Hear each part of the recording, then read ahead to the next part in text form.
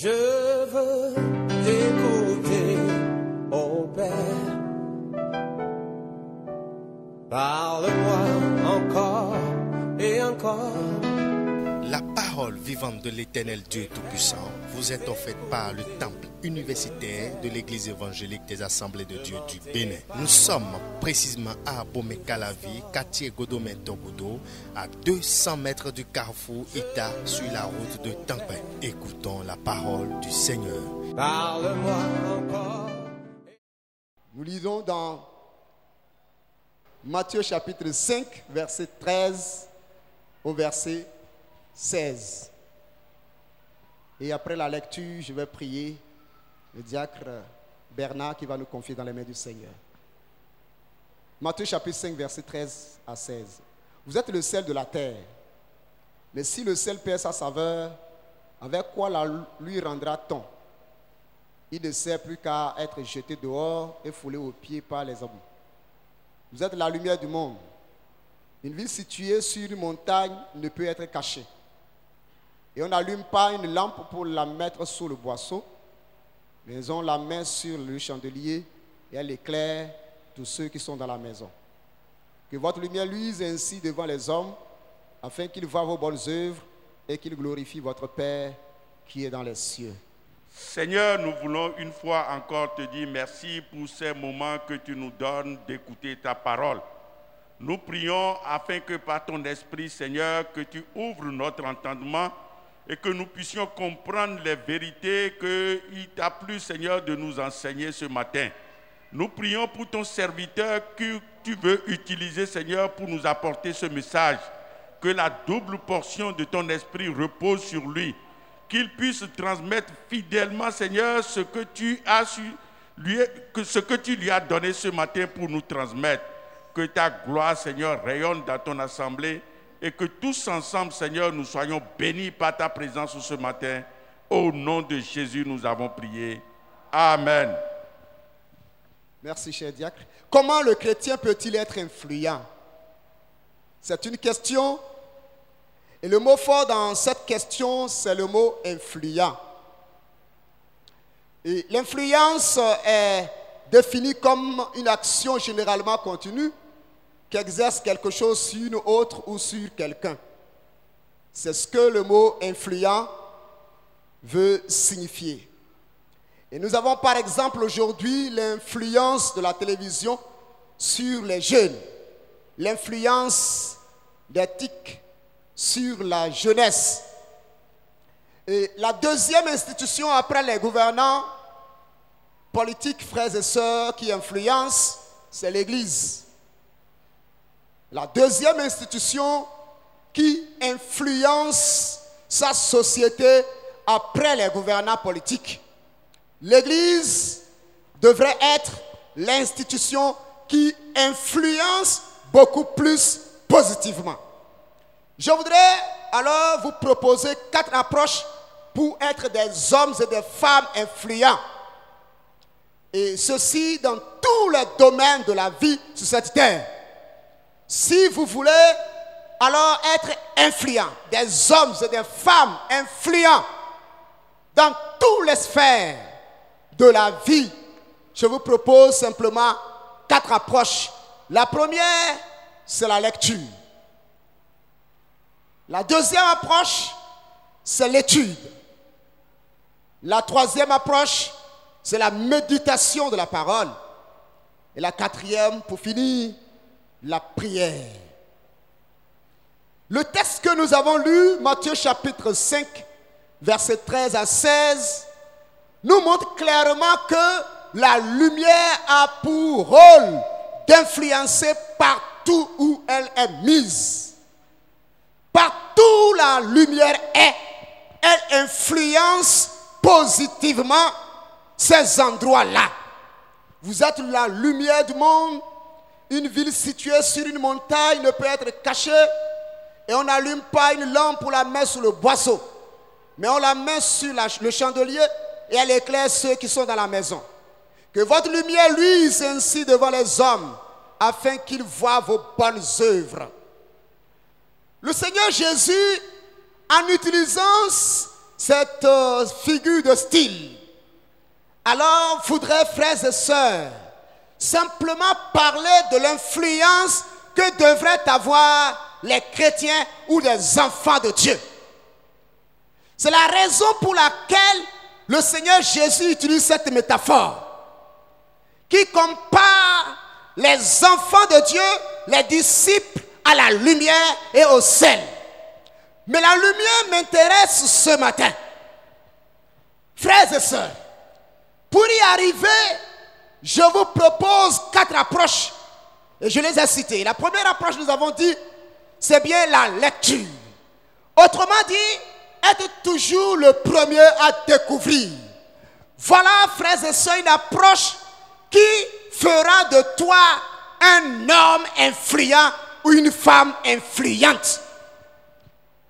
Pour conclure la liste des bienfaits de la lecture, un éducateur dit simplement ceci.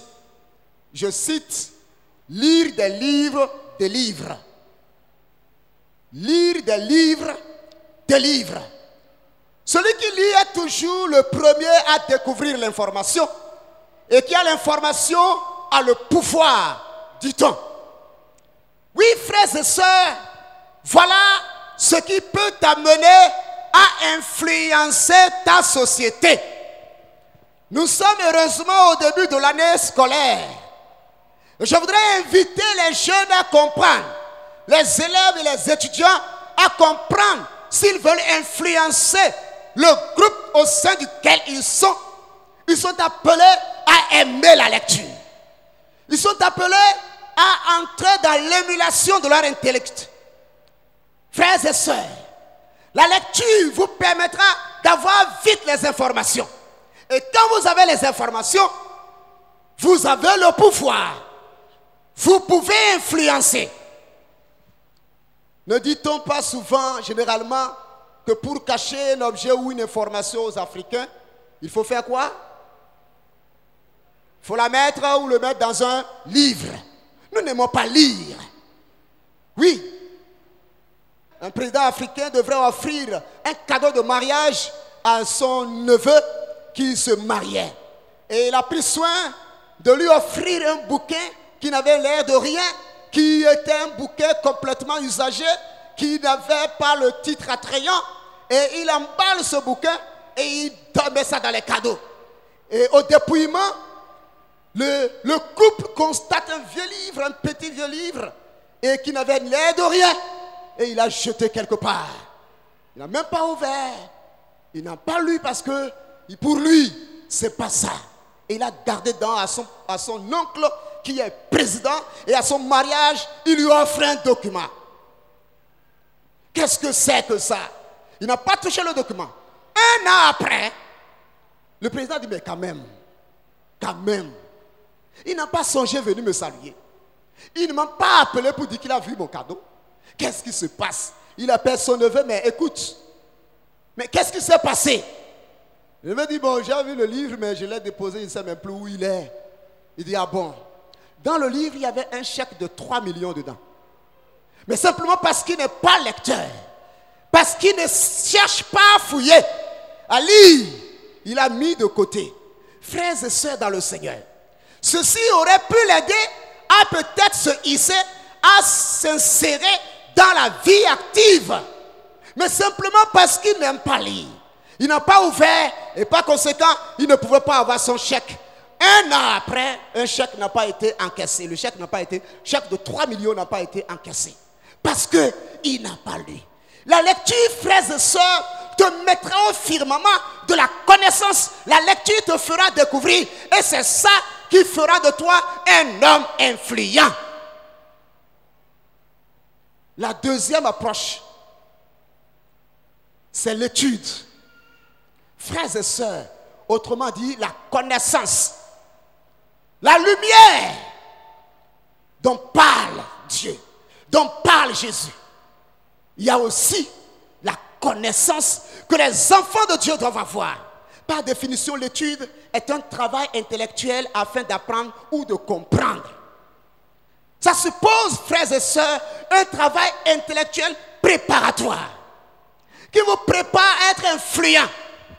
C'est l'étude, frères et sœurs, qui permettra à un homme chrétien de grandir, d'être influent partout où il passe. Je sais que ici nous avons des cadres, nous avons des grands. Mais si chacun va vous dire son parcours, il vous fera comprendre qu'il a étudié dur, il a bataillé. Et je vous prie de continuer. Vous serez toujours influent. Dites Amen. Amen. L'influence dans Daniel chapitre 1, versets 1 à 6. Après le siège de Jérusalem, Nebuchadnezzar, le roi de Babylone a choisi de jeunes hommes ici des familles nobles d'Israël.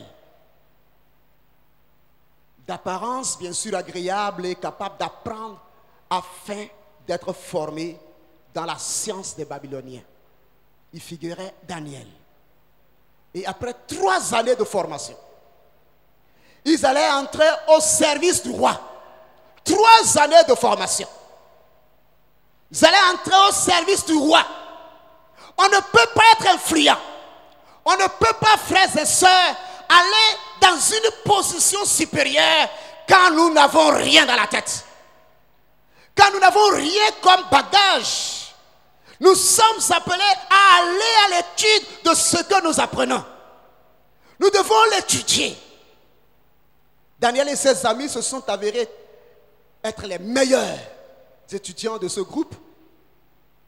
Si bien qu'à l'issue de leur formation, ils sont entrés au service du roi Nebuchadnezzar. Ne va pas au service du roi qui veut. N'est pas en bonne position qui veut. Mais celui qui se bat, mais celui qui s'exerce, celui qui étudie. Parce que l'étude demande de l'effort. Mes frères et mes soeurs dans le Seigneur, Dieu voudrait que les chrétiens influencent le monde. Dieu voudrait que l'Église influence le monde. Mais malheureusement, quelque part, à l'église, on trouve des personnes, excusez-moi, paresseuses, qui veulent rien faire et veulent prier. La prière te donne l'onction. La prière, nous y viendrons tout à l'heure. Mais ce qui te demande, ce qu'il faut faire dans ce bas monde, il faut étudier dur pour être la lumière, pour être quelqu'un qui éclaire les autres. C'est-à-dire la connaissance, on acquiert la connaissance par l'étude.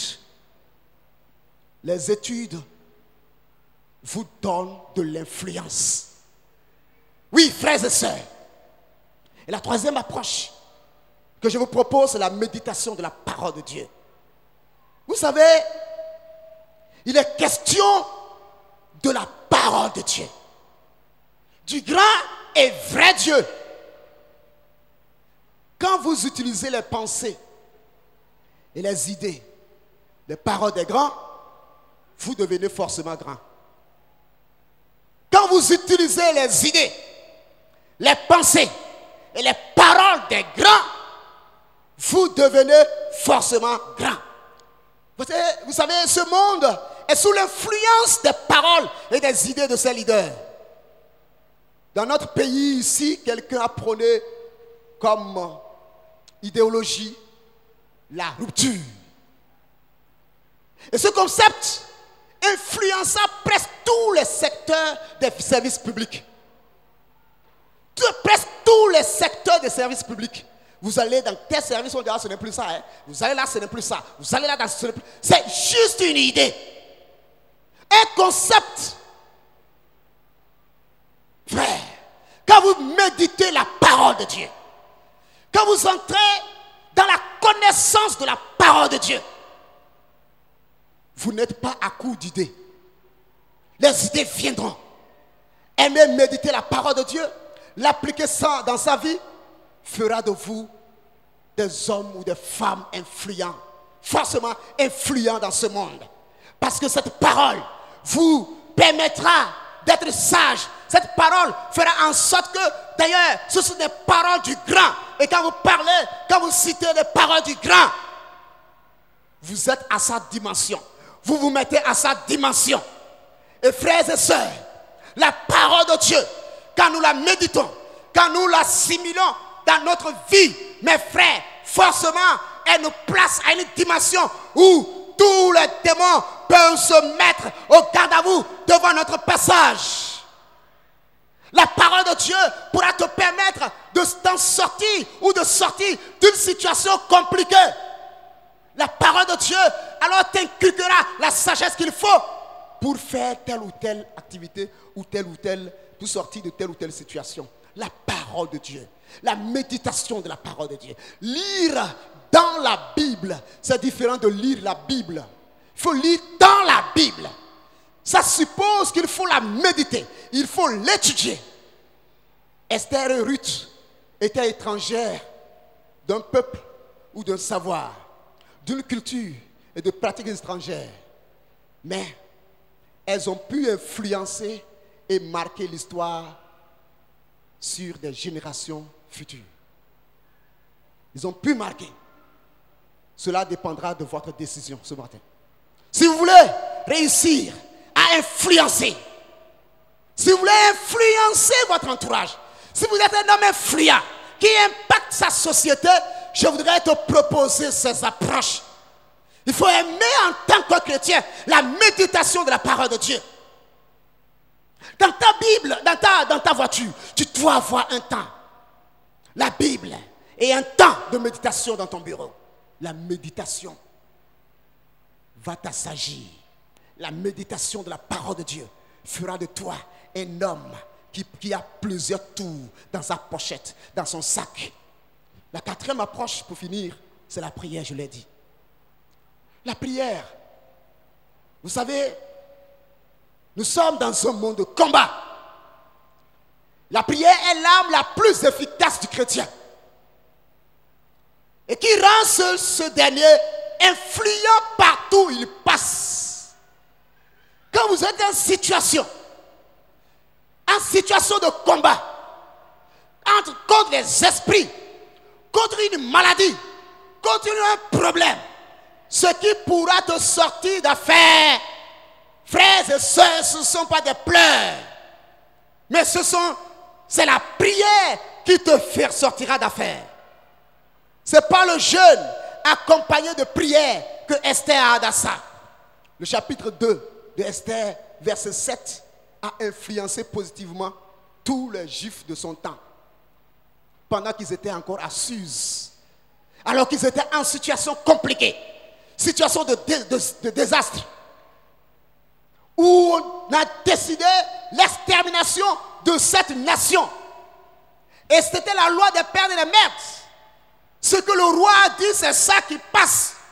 On ne pouvait pas refuser de détruire ce peuple. Aman, alors l'officier s'est préparé pour finir avec Israël, pour finir avec les Juifs. Il a fallu une femme, il a fallu un homme, Mardoché, et Esther la femme, pour dire, nous irons vers Dieu et nous verrons ce que Dieu va faire. Nous allons influencer cette décision.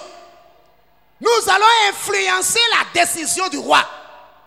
Nous allons renverser les choses. C'est nous qu'on cherche à tuer. Mais nous irons voir Dieu. J'irai voir Dieu. Je vais le voir par rapport à cette situation. Ce sont les hommes qui ont arrêté le décret. Et mon Dieu est à même de transformer ce décret en ma faveur. La prière. Ils sont allés voir Dieu. Et la réponse, ou vous connaissez la conclusion, c'est que l'ennemi qui cherchait leur mort, c'est lui qui est mort. La prière peut renverser les situations. La prière, frères et sœurs, peut renverser les situations. Oui, le chrétien qui prie, beaucoup peut influencer positivement le cours de sa vie, le cours de ses affaires, le cours de ses études et même de son avenir. La prière intense du juste a une grande efficacité selon Jacques chapitre 5 verset 16 à 18. La prière elle-même n'est pas magique, n'est pas puissante. Elle n'est pas magique, mais sa puissance est sans limite.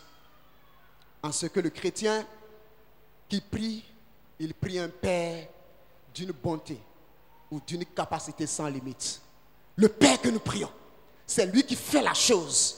Quand vous allez à lui, il a une capacité sans limite. Il a une bonté sans limite. Et c'est lui qui fait l'action. C'est lui qui fait la chose quand vous priez. C'est lui qui renverse les situations quand on se met à prier. La prière intense du juste a une grande efficacité. La prière renverse tout, frères et sœurs. Et nous l'avons vu avec Élie. Élie a été un homme influent de son temps à cause de sa prière, à cause de son mode de prière, à cause de son système, à cause de son habitude d'aller toujours à Dieu de façon efficace et chercher la face de Dieu. C'est Élie qui a refusé qu'il ne pleuvra plus jamais sur leur terre pendant 3 ans et demi. Et il n'a plus plu. Un homme a parlé. C'est un homme influent. Et on respectait Élie à cause de sa prière. Il était un homme, ce qu'il dit, il le fait. C'est lui qui pouvait même voir dans le secret, dans la maison du roi, ce qu'il pense. Parce que la prière te met en connexion avec Dieu. La prière te met au-dessus de tout le monde. La prière te met au-dessus du monde entier. Et vous pouvez voir ce que les autres ne voient pas. Parce que vous êtes en connexion avec Dieu. Seule la prière peut t'amener à ce niveau-là. C'est Élie encore qui a prié pour que le feu tombe du ciel. Personne d'autre par la prière. La prière fera que ce que personne n'a jamais fait, toi tu le feras. Ne négligeons pas la prière. Il faut être des chrétiens qui aiment, frères et sœurs, dans ton bureau, prends le temps, 1 heure de temps, 13 heures de pause, demande la faveur de Dieu, prie le Seigneur et tu verras que la situation que tu traverses viendra en ta faveur. C'est la parole de Dieu qui te l'ordonne. Que le Seigneur te bénisse ce matin. Si vous voulez être influent, soyez des hommes de lecture, soyez des hommes de la méditation, soyez les hommes qui étudient et soyez des hommes qui aiment la prière. Que le Tout-Puissant nous accompagne à être influents